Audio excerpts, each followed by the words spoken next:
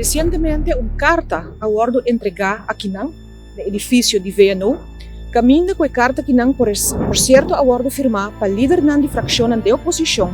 A carta é destinada para a Holanda, ela vai para o Sr. Rutte e também para o Sr. Van Huffelen.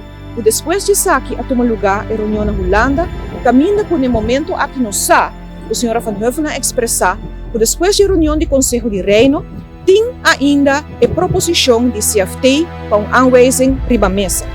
Onde o governo avisa que nota sina realidade que tem uma proposição riba mesa para dar ao país Aruba, governo, uma aanwijzing, mestre vai cumprir o direito do que está o pressuposto do país Aruba, depois que essa aqui agora aprovar uma maioria do parlamento para sostener o governo, nós demais a votar contra o pressuposto que não está realístico e tem uma quantidade de pontos na dentro, nota quadra a colaboração que acordo assim entre Aruba e Holanda que 2 anos passados.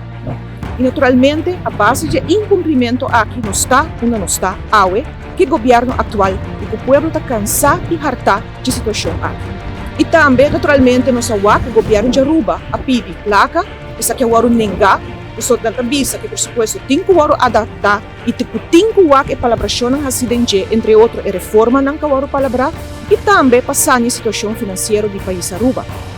Que nós estamos aumentar, e vou mencionar diferentes motivos, qual é o favorito do ministro-presidente para avisa, para via de pandemia e também para via de guerra de Ucrânia.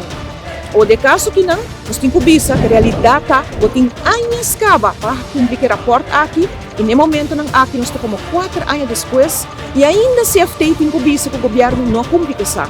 Kita é nepotismo, que tem que qual está favorecer família não, amistade não, cerca do governo, e aunque o governo passa uma lei de screening, lo que em efeito a ordem recita, a parte com lei de screening está bom para o ministro não percurar bahasi com a friends and family, mas por ordem ubicar cerca de ministro de trabalho. Em vez de esse critério não mais pisar para evitar o nepotismo, não percurar para ser mais suave. Isso significa a intenção não robês que o governo tem para continuar o nepotismo.